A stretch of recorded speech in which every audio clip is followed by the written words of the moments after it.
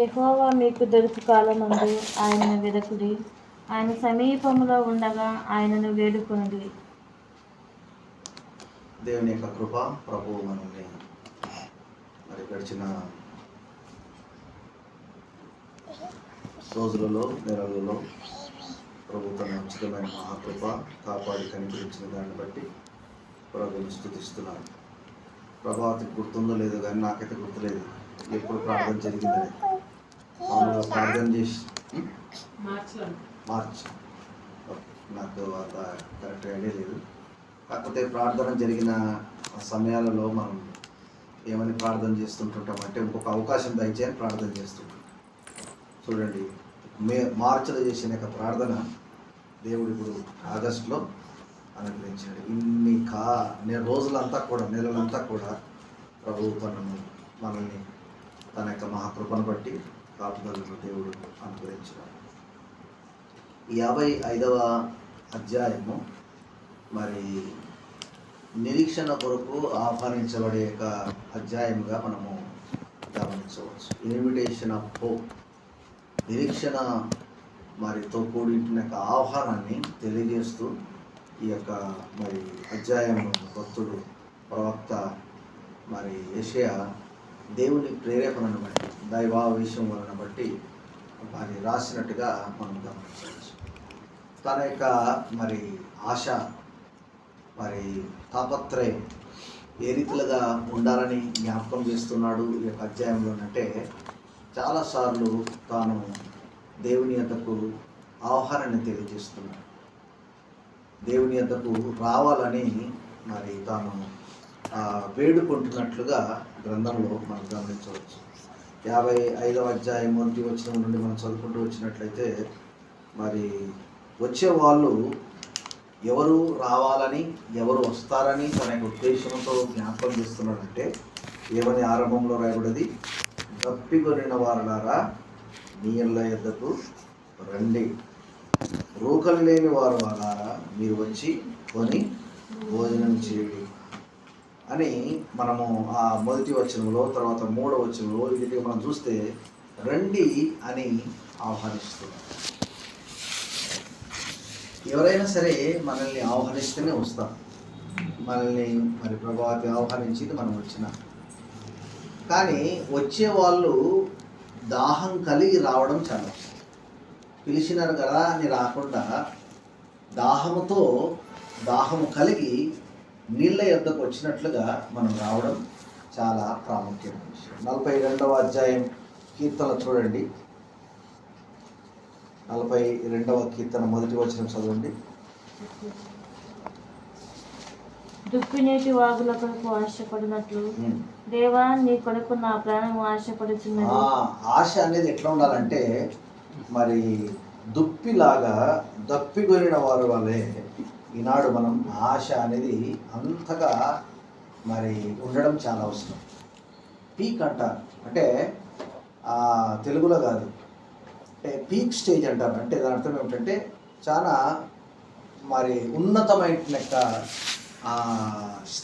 స్థాయి. ఈనాడు మరి దాహం కొరినప్పుడు ముందు ఆ దాహం తీర్చుకోవాలని ఆలోచన చేస్తాం, దాహం తీర్చబడాలని ప్రయత్నం చేస్తూ ఉంటుంటాం. తీర్చుకోవడానికి ఎన్ని ప్రయత్నాలను మనం చేస్తాం. అదే దాహం లేదనుకోనండి, దాన్ని మనం పట్టించుకోవాలి. ఏంటి ఈ యొక్క దాహము అంటే దైవ సంబంధమైన దాహం. రోమా 14వ అధ్యాయం 17వ వచనం చూడండి.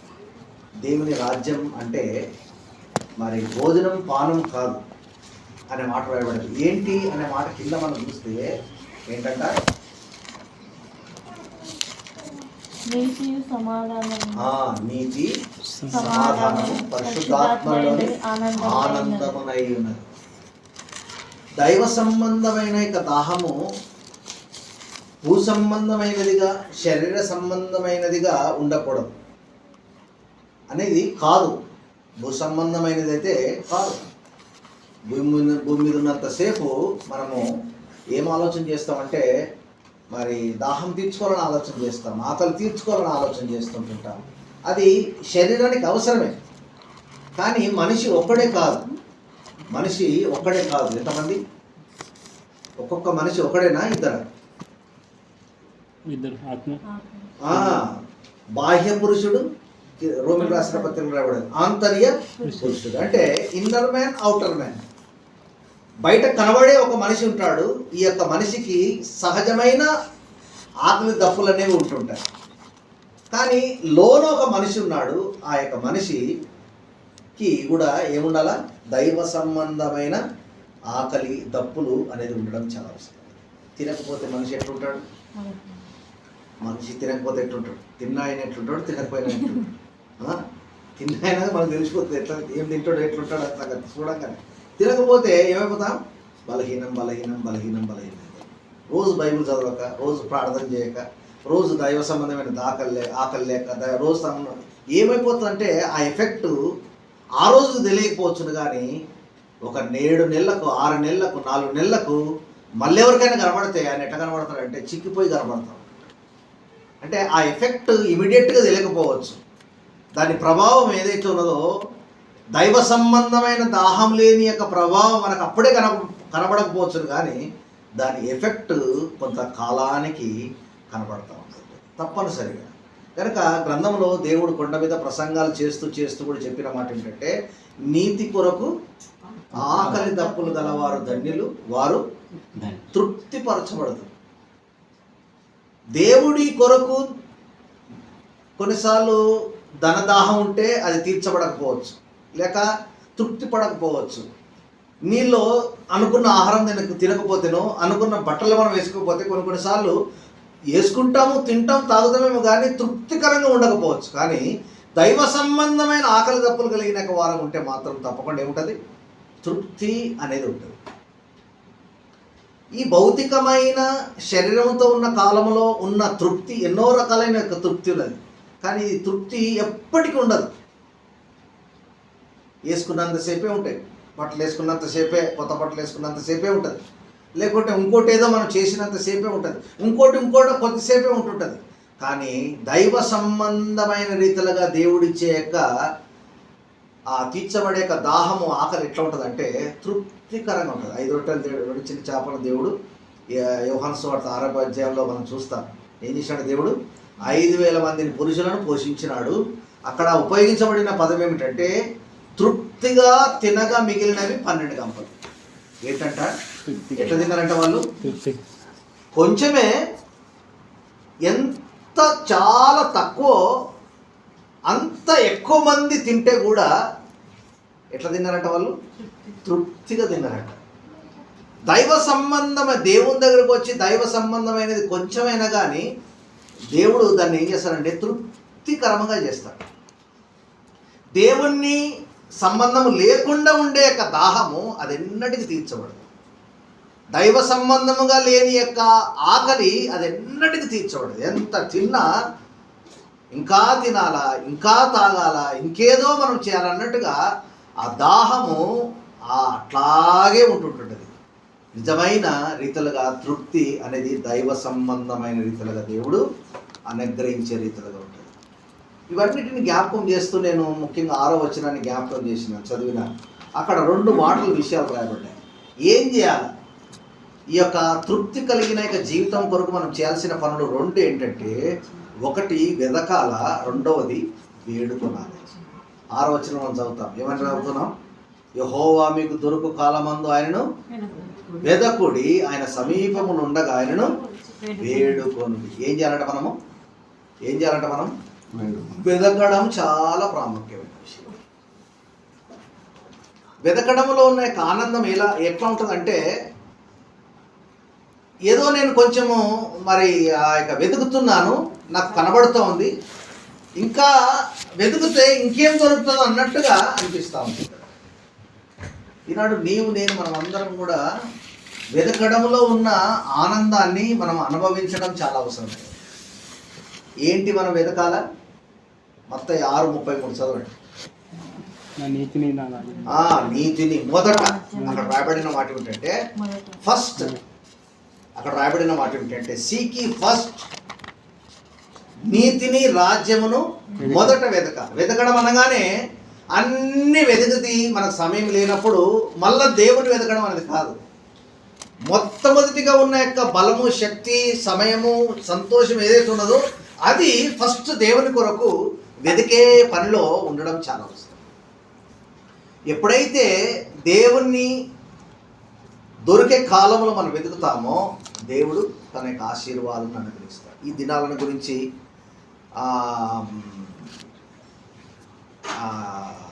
ఏమని బైబిల్ గ్రంథంలో రాయబడదంటే, ఏమని రాయబడదు? చెడ్డ దినాలు, ఈ దినాలు ఇంకేం దినాలు? దుర్దినాలు. ఇంకేం దినాలు ఇవి? కడవరి దినాలు. ఇంకేం దినాలు ఇవి? అంత్య దినాలు. మనం బైబిల్ గ్రంథంలో ఇవన్నీ మనం చూస్తాం. రాను రాను రాను రాను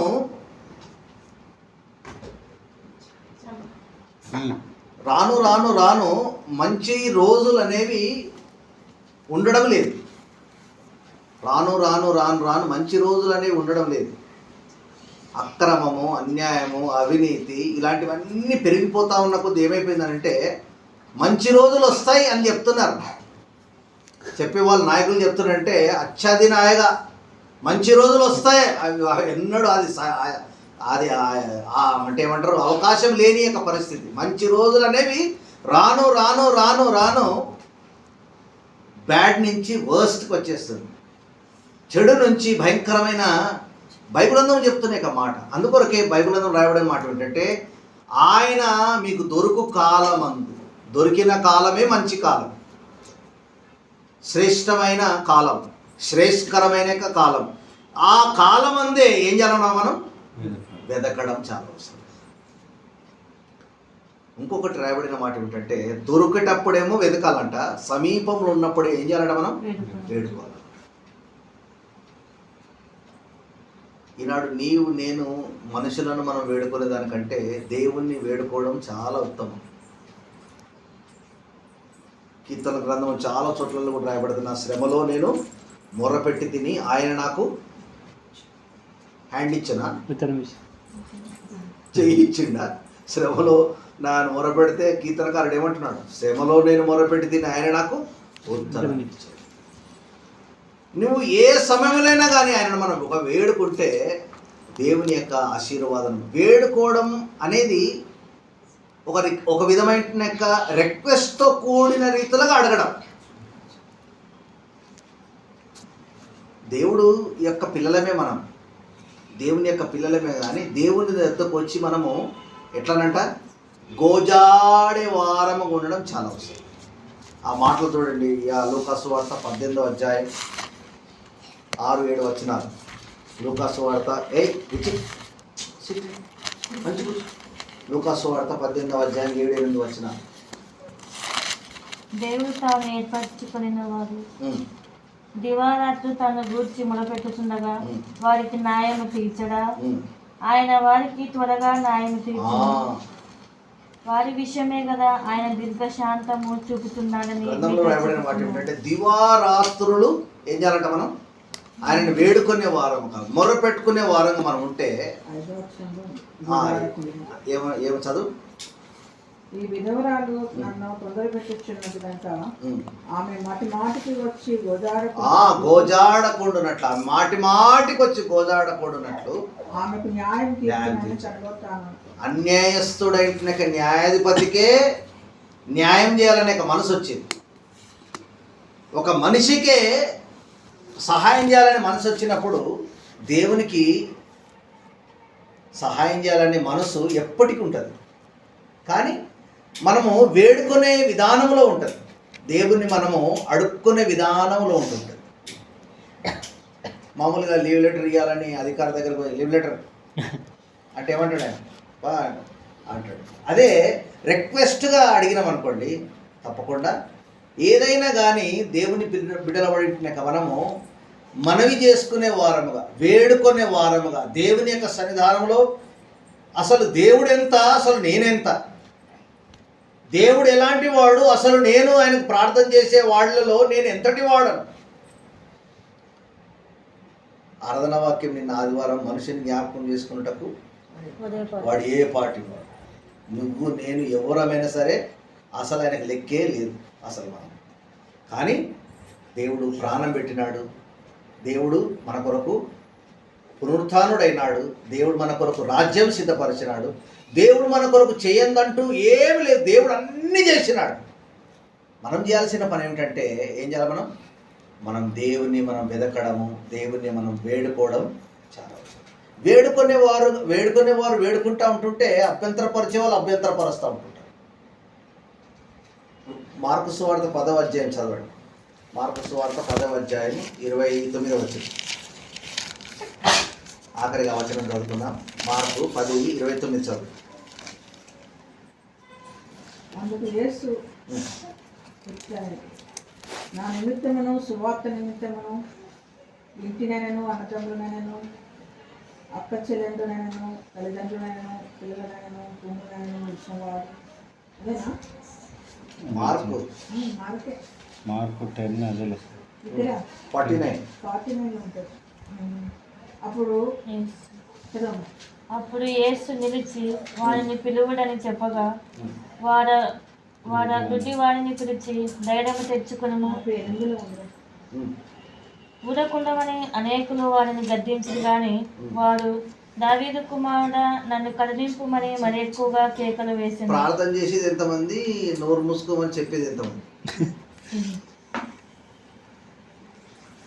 49 వచ్చింది.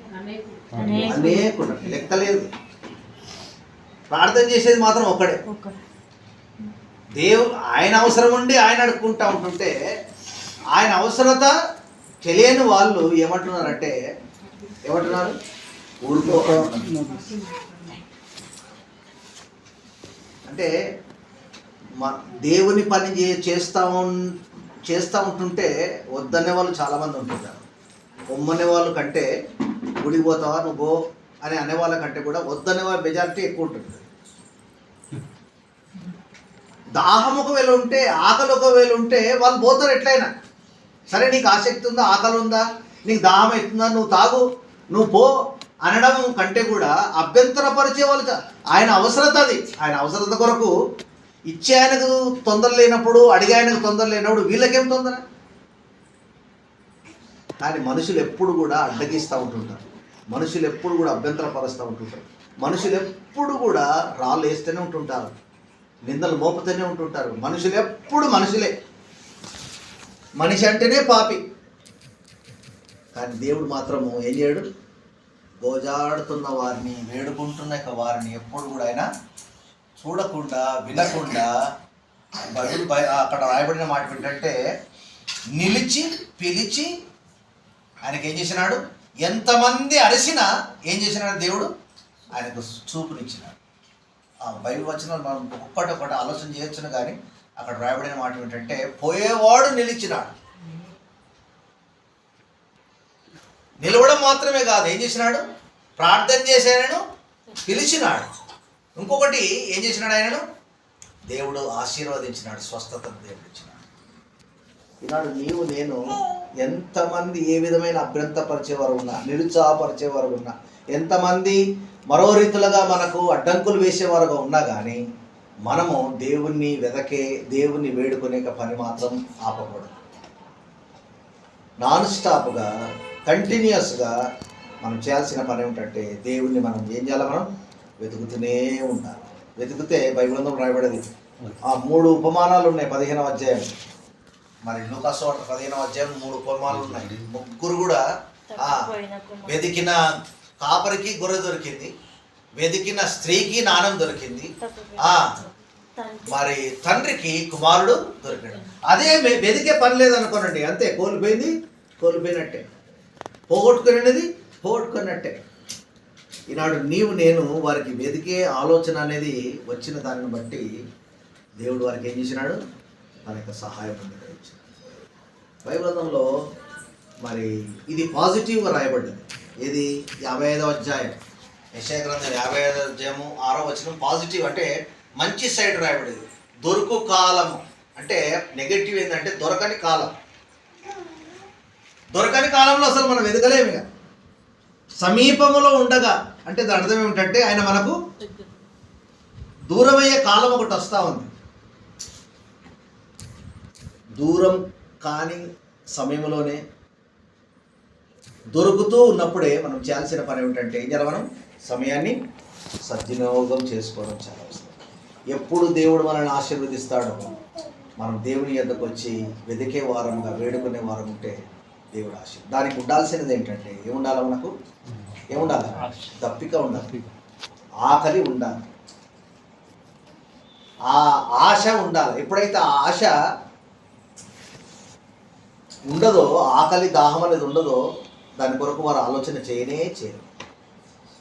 కనుక పిల్లలకు సమృద్ధి ఉంటుంది, తల్లిదండ్రుల దగ్గర పెట్టడానికి సమృద్ధి ఉంటుంది. తల్లిదండ్రుల యొక్క కంప్లైంట్లలో ఒక కంప్లైంట్ ఏం తెలుసా? ఏమన్నా నేను తెచ్చిపెట్టాను రెడీ ఉన్న తినరు. అప్పుడు డాక్టర్ దగ్గర తీసుకపోతే ఆయన ఏం చేస్తాడు? ఆకలి టానిక్ ఒకటి తీసుకొస్తాడు. అది ఎప్పుడైతే కడుపులో పోస్తామో ఏం చేస్తారు? ఏది దొరికితే అది తింటూ ఉంటాడు. అదొక రోగం. ఆకలి కాని రోగం లోపల ఒకటి పురుగున్నది. మనసులో, హృదయంలో, మనుషుల యొక్క జీవితాల్లో ఆకలి, ఆసక్తి, దాహము లేని ఒక పురుగు ఉన్నది. ఆ పురుగు సావాలి. ఆ పురుగు ఎప్పుడైతే పోతుందో ఇంకా మందిరము, బైబులు, దేవుడు అంతా కూడా పరిగెత్తుకొని మనం వేయడానికి వీలుపడతాం. కనుక ఈనాడు నీవు నేను పని లేక శిష్యులు వాళ్ళ పనులను వదిలి వారు దేవుని వెంబడించలేదు. దేవుని వెంబడించడము వాళ్ళ పని కంటే ఉత్తమం అనుకుని వాళ్ళు ఏం చేసినారు? సమస్యను వదులుకొని దేవుని వారు వెంబడించిన పౌలు భక్తుని గురించి మనం మరి ఫిలిప్పీ పత్రికలో చదువుతాం. సమస్తమును దేనితో పెంటేవాడన్నా కేర్ చేస్తాడా? ఎవరు కేర్ చేయడు. రాత్రి కాగానే పెంటను లోపల తలపేసుకుని తాళవేయడం, అది లోపల ఎవరు కూడా పట్టించుకోరు. అంటే అంత రెక్లెస్. తనకు లోకంలో ఏమైతే ఉన్నదో దాన్ని అసలు బయట అసలు దాన్ని కేరే చేయడు. ఎంతసేపు దేవుడు దైవం, దేవుడు తనను ఆశీర్వదించాడు. కనుక ఈనాడు నీవు నేను ఎన్ని పనులున్నా ఏదున్నా కానీ దేవుని మీద ఆసక్తి కలిగి, ఆకలి కలిగి, దాహం కలిగి ఎప్పుడైతే మనం వస్తామో దేవుడు తనకు ఆశీర్వాదం ఇస్తాడు. మీకు తెలిసే ఉంటుంది, నేను ఇదే ఆఖరి వచనం అన్నాను కానీ ఇంకొక వచనం చేసి చూపిస్తాను. మీరు నేను బైబిల్ మూసిన రైట్, మీరు గమనిస్తుండొచ్చు. ఏంది ఆఖరికి అన్నాడు, మళ్ళీ ఇంకోటి చెప్పిండు అనుకోవద్దు. చెప్పి 107వ కీర్తన 2వ వచనం చదవండి. బైబిల్లో అండర్లైన్ చేసుకుంటే కూడా, అండర్లైన్ చేసుకుంటే కూడా మంచిది. 107వ కీర్తన 9వ వచనం. 9వ వచనం యొక్క మొదటి భాగం. ఏలైనగా ఆశగల ప్రాణమును ఆయన తృప్తిపరిచి ఉన్నాడు. ఆశగల ప్రాణం, అందరికి ప్రాణం ఉంటుంది కానీ ఆ ప్రాణంకి ఏముండాలా? ఆశ ఉండాలి. అందరూ ప్రాణం కలిగిన జీవులే, అందరూ కూడా ప్రాణులే. కానీ ఆ ప్రాణికి దైవ ఆశ అనేది ఉంటే దేవుడు ఏమిస్తారట?